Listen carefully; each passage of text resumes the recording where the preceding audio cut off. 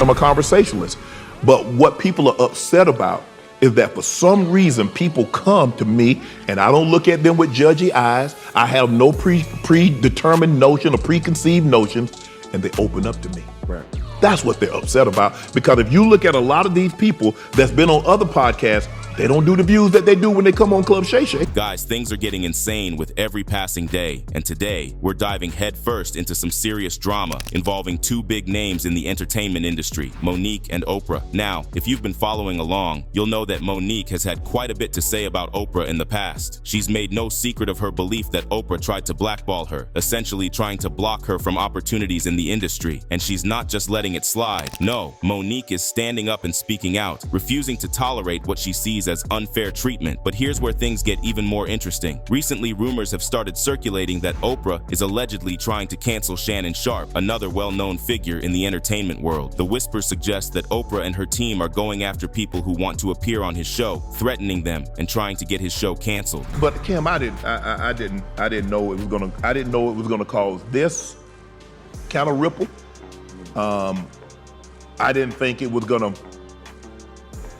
move me in the direction. I'm glad it did. And some of the comedians had taken shots at other comedians, but nothing like this. I didn't expect the vitriol to come, especially from some of the people, and I'm not gonna say we were friends, but I'm saying we were cordial, we were friendly towards each other. Some people that I've kind of helped behind the scenes, and to see them attack, oh, I wouldn't have let him do this, I wouldn't have said that. Monique, however, isn't having any of it. She's stepping up to the plate, ready to defend Shannon and fight back against these alleged attempts to shut him down. She's essentially saying, not on my watch. But what is going on? Wait, let me break it down for you. All right, let's dive a bit deeper into Shannon Sharpe's journey. He's been doing these podcasts for quite some time now. It wasn't an overnight success story, far from it. He's been at it, consistently putting out content, sharing his thoughts and opinions, and gradually building up his audience. But you know how it is with the internet, right? Sometimes all it takes is one viral moment to catapult you into the spotlight, and that's exactly what happened with Sharpe. A couple of his episodes caught fire online, spreading like wildfire across social media platforms and attracting a ton of attention. I didn't know it was gonna cause this kind of ripple. I didn't think it was gonna move me in the direction. I'm glad it did.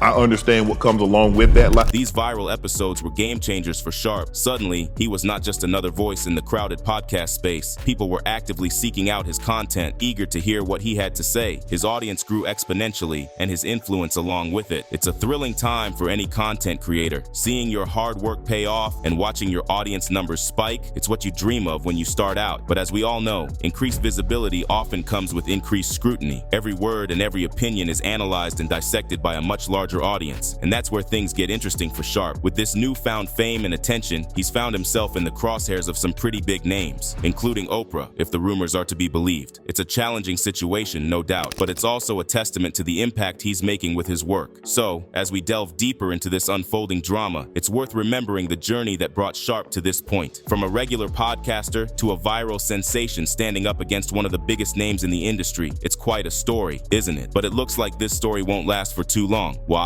Well, because of two episodes that went viral. Now let's talk about the two episodes that really put Shannon Sharpe on the map. The guests, none other than Monique and Cat Williams. Both of these stars appeared on Club Shay Shay, which is Sharpe's podcast, and boy, did they have some things to say. I said, is there anything that you don't want to talk about? I always ask the guests that.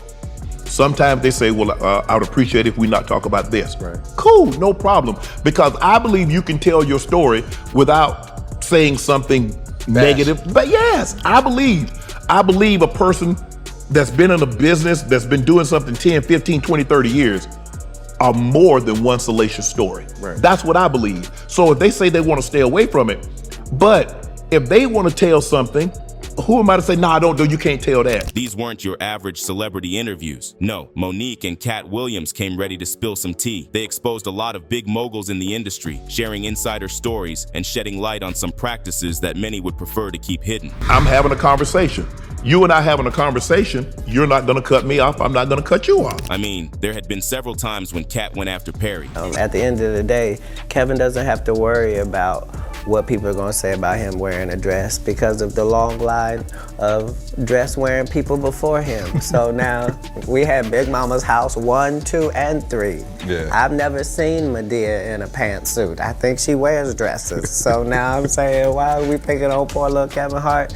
Because it was his turn next. But this time it got a bit too much for the moguls to digest, and the internet loved it. These interviews were like a window into the inner workings of the entertainment industry, offering a glimpse of the realities that often get swept under the rug. People couldn't get enough. They shared the episodes, discussed them, dissected them, and just like that, they went viral. It was a game changer for Sharpe. His podcast was suddenly in the spotlight, attracting listeners from all corners of the internet. But more than that, it established Club Shay Shay as a platform where guests felt comfortable enough to share their truths, no matter how uncomfortable those truths might be. People heard about it, but when Cat came on and did what he did, now you had no choice. Advertisers, sponsors had to take Club Shay Shay serious. Right. People that did, he just this, he's a dumb jock, he talked with a lisp. Well, that dumb jock that talked with a lisp has the #1 podcast on YouTube. Not sports podcast, Cam. #1. So, while the viral fame has brought its share of challenges, it's also solidified Sharpe's place in the podcasting world. And as for Monique and Cat Williams, their candidness not only made for compelling content, but also sparked important conversations about the industry. It's clear to see why these episodes resonated with so many people. But what did Monique say that had Oprah so pissed at Shannon Sharpe? Now some got scared. It was like you're going too far. I love that black raggedy. I love that black simple-minded. I love Oprah Winfrey's black ass.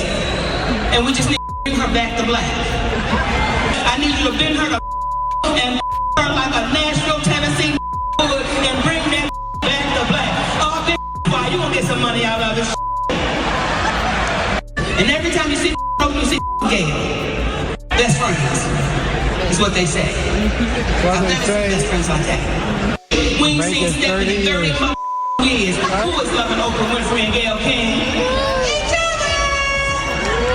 But we don't want to say this out loud because it's Oprah Winfrey. I'm too old to be scared of this. I'm too old to be intimidated by this.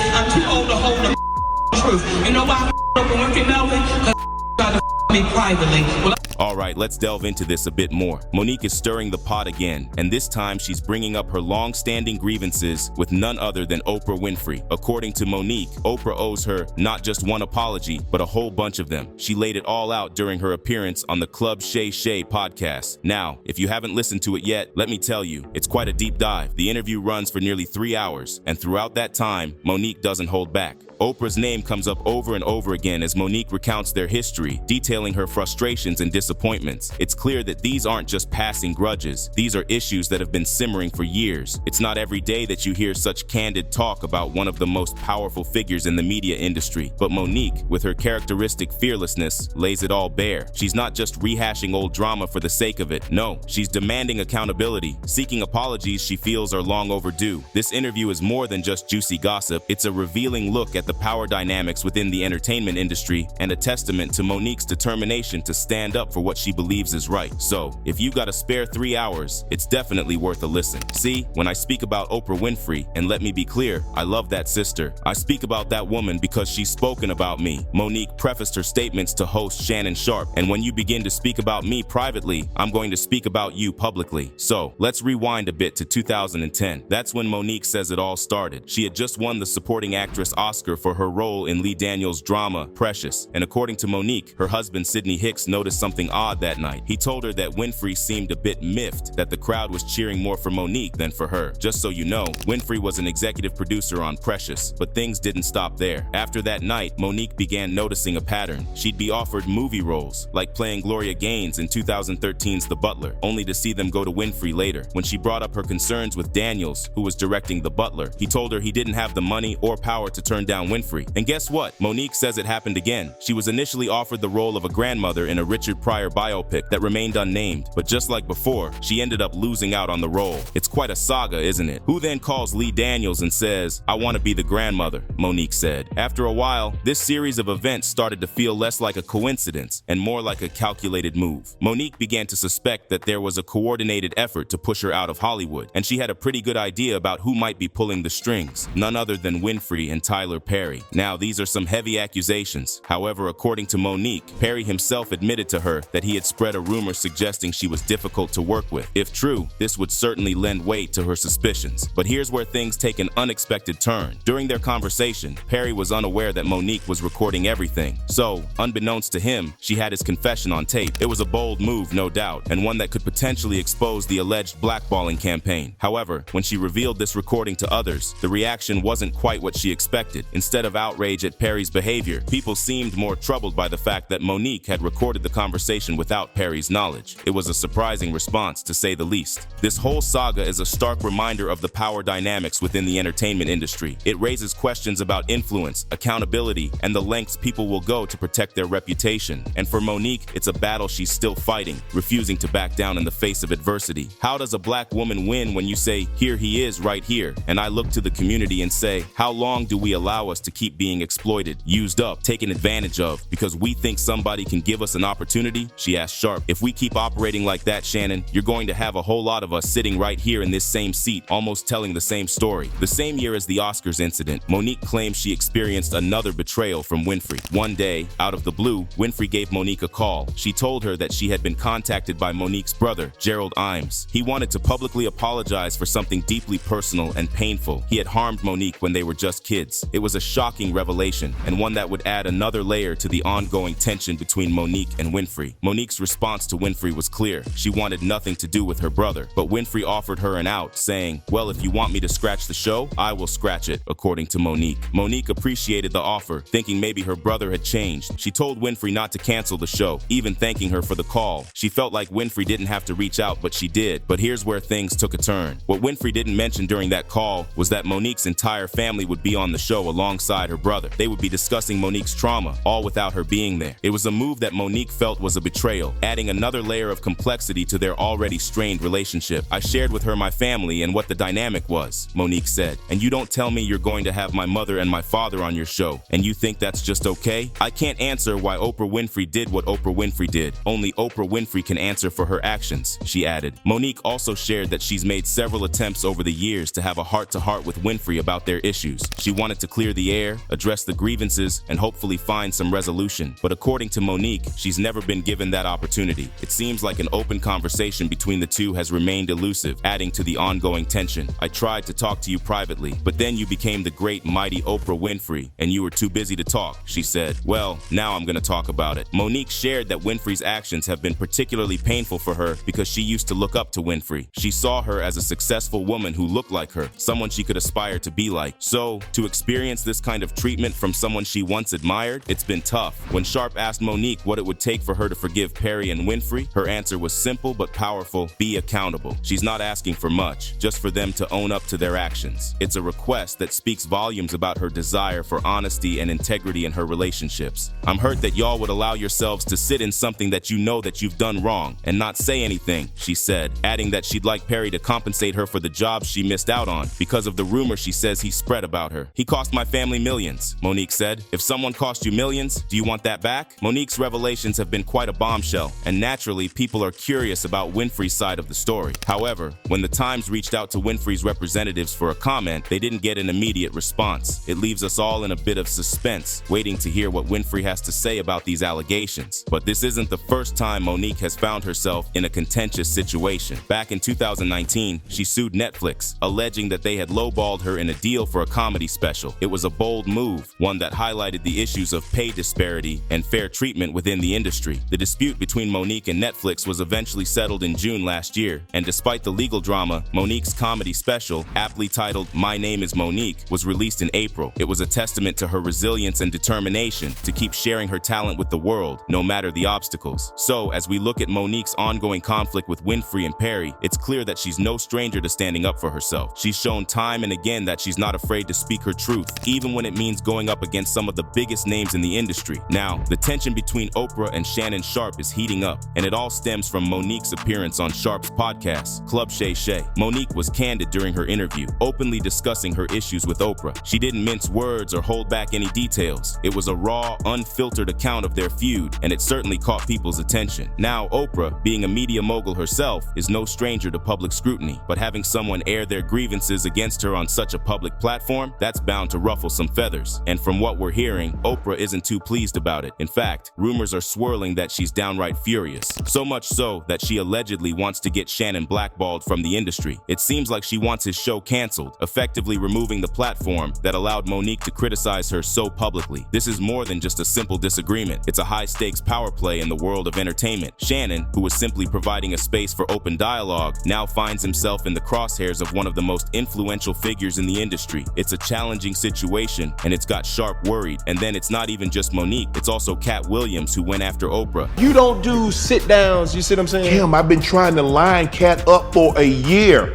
I tried to line him up for a year. People don't know this, but Cat doesn't like to fly. I'm getting off the elevator.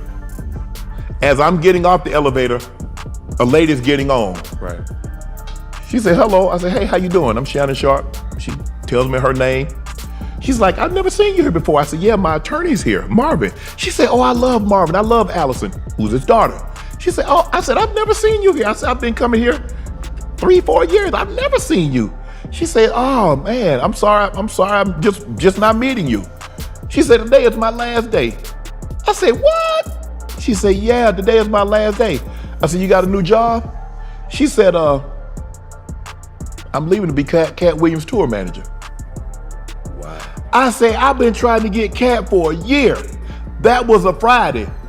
The next Friday, Cat sitting in that chair. Look at God. The catalyst for the chaos was Shannon Sharpe inviting certain artists onto his show for some candid conversations. And boy, did they have a lot to say. This didn't sit well with Oprah at all. She'd spent years crafting a particular image in the industry, and these discussions threatened to unravel it all. Seeing Monique and Shannon Sharpe dissect her actions on air must have been a shock. It seemed like all her efforts to maintain a certain reputation were at risk of being washed away. So, when Oprah saw what was happening on these shows, it seems she decided to do to Sharpe exactly what she allegedly did to Monique. Blackball him. But what exactly did Sharpe say that got Oprah so riled up? Well, it all started on his show, Club Shay Shay. He had two guests who really let loose on Tyler Perry. First Monique, then Cat Williams. When Monique appeared on Shannon's show, she didn't hold back. To be honest, it wasn't a surprise to anyone. There was so much resentment brewing within her. It was bound to spill over sooner or later. Then came Cat Williams' interview with Shannon Sharpe earlier this year. It wasn't just your typical celebrity chat. No, it turned into a major talking point across the entertainment world. The conversation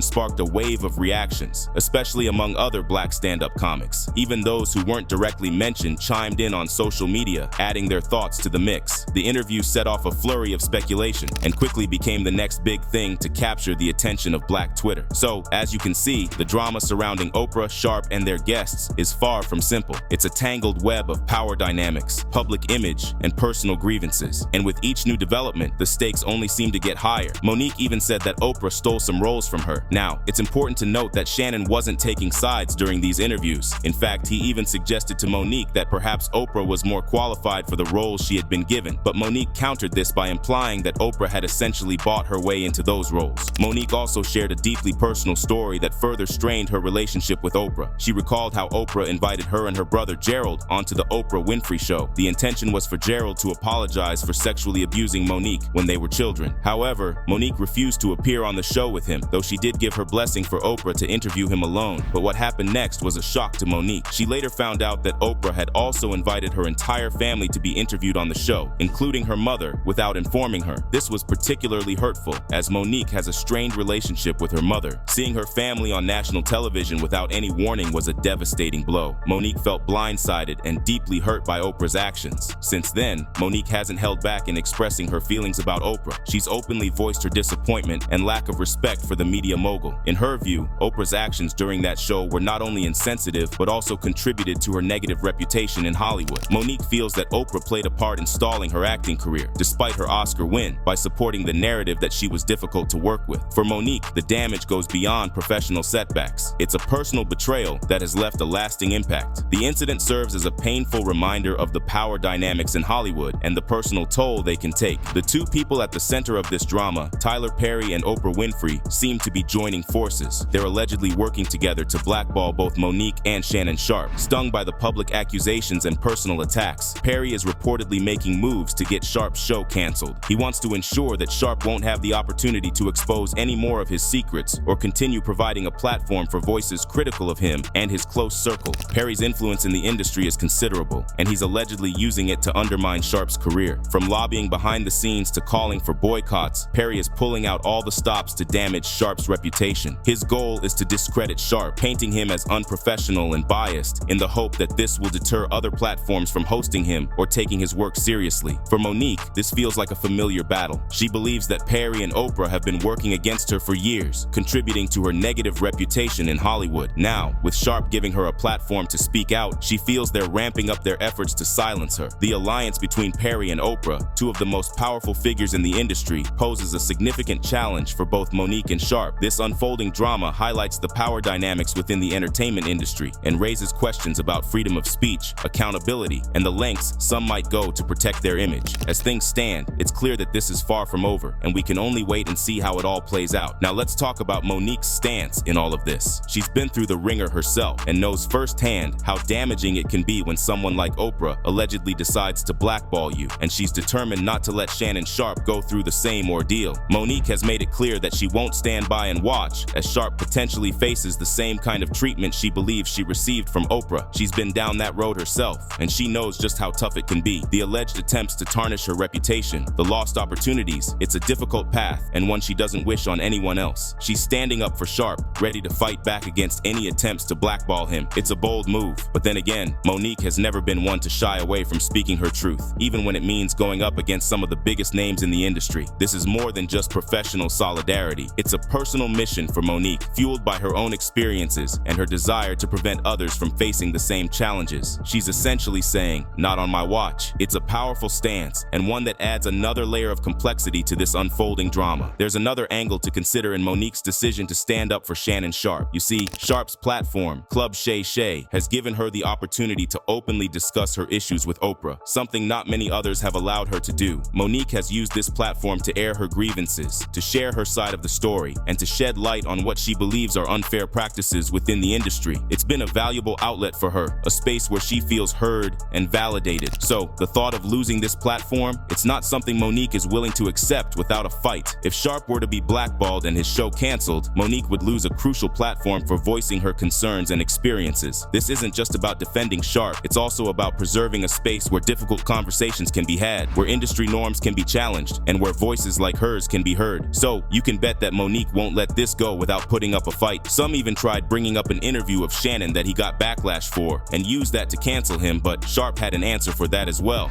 I do, and I don't have anything bad to say about Amanda. I thought we had a great time. I'm sorry that once we aired what we aired, I mean, she was there for 3 hours. I'm sorry that she didn't feel like she got an opportunity to say what she wanted to get off her chest. I probably was one of the few that gave her an opportunity to share her story, to say her side. I didn't cut her off when she said what she said about Issa Rae and said some of the other things that she had said. I let her speak but just the one time I was like, and Cam, you and I like, and maybe it's because I'm from the South, but correcting a teacher, even if the teacher was wrong, what? Man, listen. I'm like, they do that? They allowed, and so that was my only thing. Other than that, I let her speak freely. I didn't say anything about that. So, what do you think? Will the team of Shannon and Monique win against Oprah and Perry? Comment down below and let us know. And if you like this video, hit that subscribe button to never miss out on any new videos. Until then, fam, keep it real.